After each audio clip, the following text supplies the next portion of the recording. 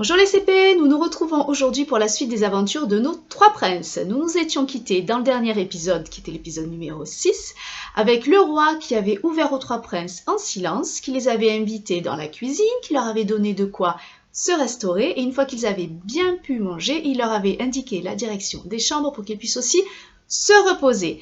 Ce matin, nous découvrons la suite des aventures de nos princes pour cet épisode numéro 7 adapté. C'est parti, tu es prêt, on y va ? Allez! Le matin, le roi appela les trois princes. On se souvient le IN qui fait le son ing dans prince, comme dans matin. Un S à la fin du mot prince parce qu'il est au pluriel, il y en a plusieurs. Et leur, le EU qui fait un, dit de le suivre. On relit la phrase en repassant sur la majuscule au début, sur le point à la fin. Le matin, le roi appela les trois princes et leur dit de le suivre. Dans cette phrase, je vais te demander d'essayer de retrouver où est le verbe. Il y en a plusieurs d'ailleurs. Donc le verbe, si tu te souviens, ce sont les mots qui indiquent une action. Ce que l'on fait. Le matin, le roi appela les trois princes. On a le verbe appela. Et leur dit de le suivre. Deux verbes dans cette suite de phrases. Leur dit de le suivre. Donc le roi, il dit. C'est le verbe dire. Et on a un autre verbe ici, suivre. Le matin, le roi appela les trois princes et leur dit de le suivre. On continue. Il les amena. Donc là, on fait la liaison. Bien sûr, on ne dit pas il les amena, on dit il les amena. Tout en, donc tout en, on fait la liaison ici aussi. Tout en haut, tu te souviens le AU qui fait le son O. On a vu la semaine dernière les valeurs de la lettre U. Tout en haut du donjon. Sais-tu ce qu'est un donjon? Oui, dans les châteaux, le donjon désigne l'endroit où l'on plaçait les prisonniers. On peut dire qu'il s'agit d'une prison, souvent dans une tour. Donc là, il les amena tout en haut du donjon et leur montra une Alors là, souviens-toi, la lettre E suivie d'une double consonne, c'est-à-dire de deux fois la même lettre, donne au E la valeur est. Le E fait est quand il est suivi de deux fois la même consonne. Deux S, deux T, deux R, deux N, deux M, etc. Donc là, ce E fait le son est. Donc on a tablette. Une tablette de pierre. On reconnaît ici le E suivi de double consonne, donc qui fait le son est. Pierre où était gravé 3. Ici à nouveau, le E suivi d'une double consonne. Ici c'est deux S, donc le E fait le son est. Mais, ça, je. Les messages, ce mot est intéressant. Le E suivi de deux S fait le son est. S'il n'y avait eu qu'un seul S, ça aurait fait mesage. Donc on a besoin d'un deuxième S pour faire le son S. Et à la fin du mot message, on retrouve ici la lettre S, comme pour les princes. On a un S parce que le nom message est au pluriel. Il y en a plusieurs, donc la marque du pluriel, ici c'est le S. On relit ensemble cette phrase. On repasse sur la majuscule pour le début de la phrase. Il les amena tout en haut du donjon et leur montra une tablette de pierre où étaient gravés 3 messages. Ici, si l'on veut savoir où sont les verbes, les mots qui indiquent une action, il les amena tout en haut du donjon. Le verbe ici, c'est amena. Et leur montra une tablette de pierre. Le verbe ici, montra. où était gravé 3 inscriptions. On a été gravé. On continue.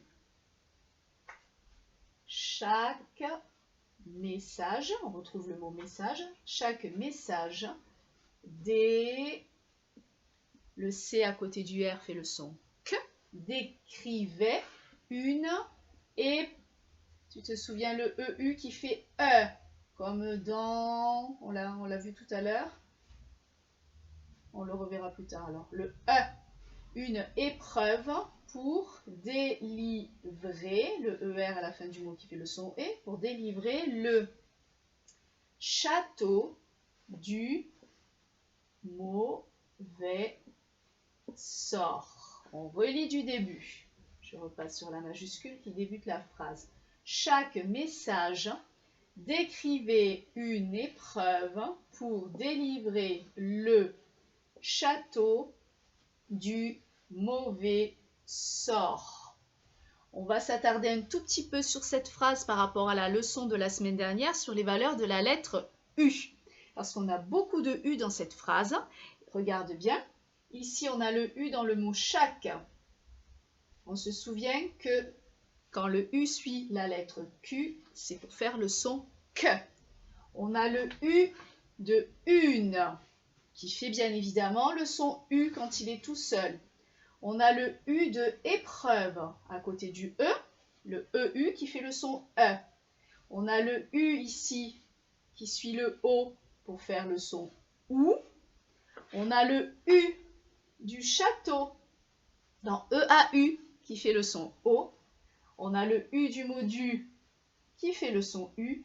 Et on a le U dans le mot mauvais, AU, qui fait le son O. Donc cette phrase est très intéressante, elle nous permet de réviser les valeurs de la lettre U.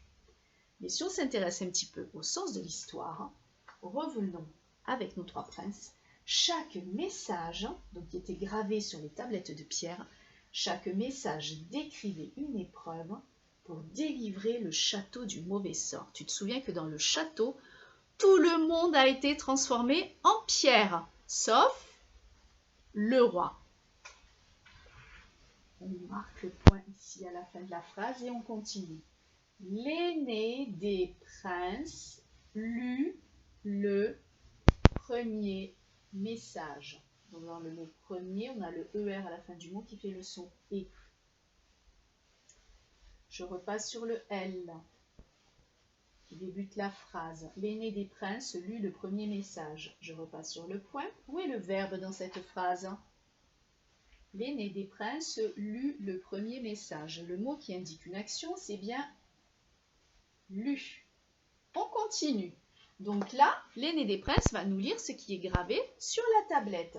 La phrase commence ici avec ces petits signes que l'on a déjà rencontrés qui s'appellent des guillemets et que l'on place dans un texte quand l'un des personnages de l'histoire parle. On dit qu'on ouvre les guillemets et quand il a terminé de parler, on le verra à la fin du texte, on ferme les guillemets. Découvrons ensemble cette première phrase. Sous la mousse de la forêt reposent les 1000 perles, le ER à l'intérieur du mot qui fait R, c'est le son de la semaine, R, les 1000 perles des princesses. Sous la mousse de la forêt reposent les 1000 perles des princesses. 1000 perles, ce sont des perles sans doute de colliers, de bijoux. Alors dans cette phrase, ce qui est intéressant ici, on revoit la lettre U qui fait le son OU quand elle avait le O. Pourquoi 2 S au mot mousse? S'il n'y en avait qu'un seul, il y aurait écrit mousse. Le S entre les deux voyelles fait le son Z. Si je veux le son S, je dois rajouter un deuxième S. La preuve, on l'a dans un mot suivant dans la phrase, c'est le mot repose, où le S ici justement fait le son Z parce qu'il est situé entre le O et le E, c'est-à-dire entre deux voyelles. On continue ici. Les 1000 perles. Pourquoi un S à la fin du mot perle? Parce qu'il y en a plusieurs. Le nom perle est au pluriel. Donc on rajoute ici la forme du pluriel, la marque du pluriel, la lettre S. Des princesses. Dans le mot princesse, on revoit le son N que l'on a découvert assez récemment. Le E suivi de deux consonnes identiques qui fait le son E, comme dans tablette, comme dans pierre, comme dans message. Donc princesse. Et pourquoi un S à princesse? Parce que ce sont les perles des princesses, donc plusieurs princesses. S'il n'y en avait qu'une seule, le mot princesse s'écrirait sans S. Ici, il est au pluriel. Et enfin, on retrouve le verbe dans cette phrase, le mot qui indique l'action. Sous la mousse de la forêt reposent les 1000 perles des princesses. Le verbe ici, c'est repose. On continue. Avant le soir. Le an, hein, tu te souviens, le AN de Tristan et de Méandre. Avant le soir, elles doivent être retrouvées. Et la phrase est terminée puisqu'il y a un point. Avant le soir, elles doivent être retrouvées. Là, il y a un endroit où on doit faire une liaison. Elles doivent être. Avant le soir, elles doivent être retrouvées. Qu'est-ce qui doit être retrouvé? Les 1000 perles que l'on va trouver où? Sous la mousse de la forêt. Avant le soir, elles doivent être retrouvées. On continue. S'il manque une seule, le EU qui fait, on a à nouveau, tu vois le U, hein? QU qui fait le son que, le U tout seul qui fait U, le EU qui fait E.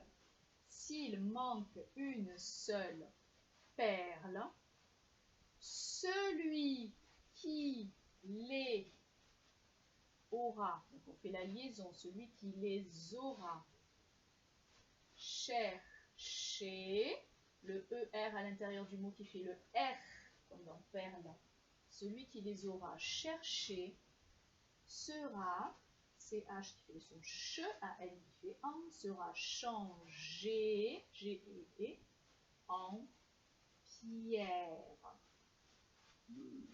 S'il manque une seule perle, celui qui les aura cherchées sera changé en pierre.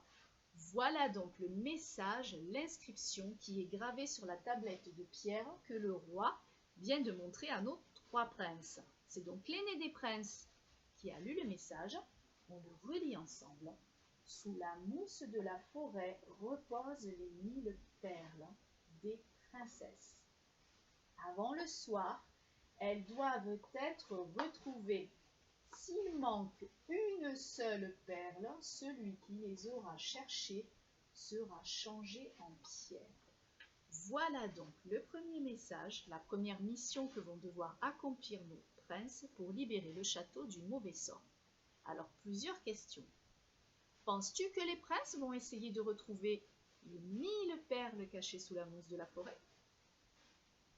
D'après toi, est-ce qu'ils vont les chercher tous les 3 ou est-ce qu'un seul prince va les chercher? Et enfin, d'après toi, le prince ou les princes qui vont chercher les perles vont-ils parvenir à les trouver toutes avant le soir? S'ils ne les retrouvent pas, s'il en manque une seule, que va-t-il arriver à la personne qui les aura cherchées?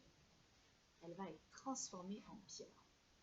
Et bien tout ça, toutes les réponses à ces questions, tu les auras la prochaine fois dans le texte numéro 8. Je t'invite à relire le texte que nous venons de découvrir ensemble, tout seul ou avec un adulte à la maison. Il y aura ensuite des petits exercices que tu pourras faire dans ton fichier. Je te souhaite une très bonne journée et je te dis à très bientôt pour la suite des aventures de nos 3 princes. Au revoir!